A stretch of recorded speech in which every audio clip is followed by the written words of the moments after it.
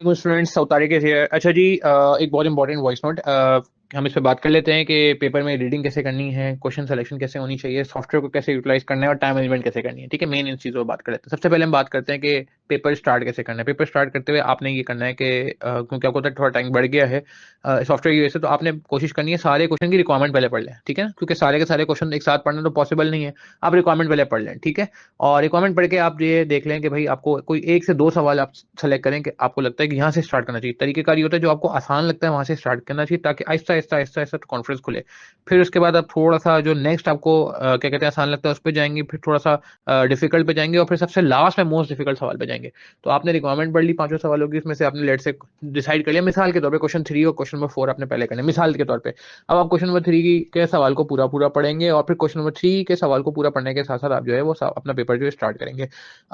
एक चीज मैं क्लियर कर दूं कि यहाँ पे आपने जो सॉफ्टवेयर है वो उसको आपने ऐसे यूटिलाइज करना है कि देखें, जरूरी नहीं है कि सारा का सारा आप एक्सेल पे करें।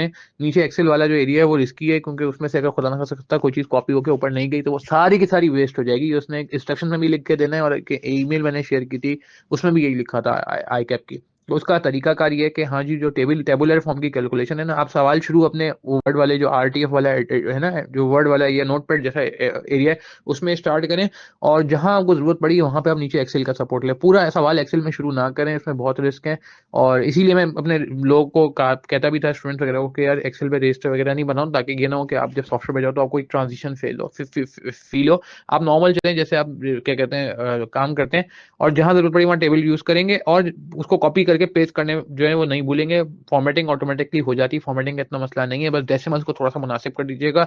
ठीक है जी, वो वहाँ पे एक फॉर्मेट प्रिंटर का एक लोगो होता है, जिससे आप पूरे जिसे कहते हैं ना कि एक सेल के फॉर्मेट को बाकी सेल्स पे जो है फेर के सही कर सकते हैं। अच्छा, दूसरा मैं बहुत इंपॉर्टेंट बात करने जा रहा हूँ कि आपने जो है ना टाइम मैनेजमेंट का ख्याल कैसे रखना है। टाइम मैनेजमेंट का ख्याल कैसे रखना है कि आपने जो है ना सबसे पहले जो क्वेश्चन है उसमें आपने 1.8 नहीं 1.8 के हिसाब से चले आप स्टार्ट करें। 1.8 के हिसाब से लेट से 15 मार्क का सवाल है, 27 मिनट लगा दें।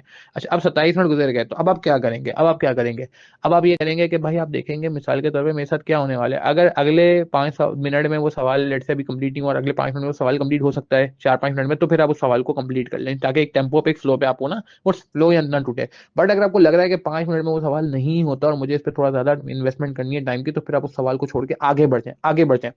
अच्छा, 1 पॉइंट मैंने जानबूझ के कहा था, मुझे पता है कि अभी पेपर 2 घंटा 3 घंटा 30 मिनट का हो गया, यानी कि 210 मिनट अवेलेबल है। बट स्टिल मैं कहूंगा 1.8 के हिसाब से स्टार्ट करें। मुझे पता है 1.8 के हिसाब से आपका सवाल कभी नहीं होने वाला, क्योंकि पहला सवाल में वैसे ही ज्यादा टाइम लग रहा होता है। अब लेट से पहले सवाल में 15 मार्क के सवाल में आपको 30 मिनट नहीं 35 मिनट लगता है, मिसाल के तौर पर समझाने के लिए कह रहा हूँ। अब आपके 210 मिनट में से 35 मिनट माइनस कर दें, एज्यूमिंग कुछ रीडिंग वीडिंग टाइम में भी 5 मिनट चले गए तो वो भी आप माइनस कर दें। अब लेट से आपके 170 मिनट्स रह गए, डिवाइड बाय 85 मार्क्स। अब 170 डिवाइड बाई 85 करें तो 2 मिनट आता है।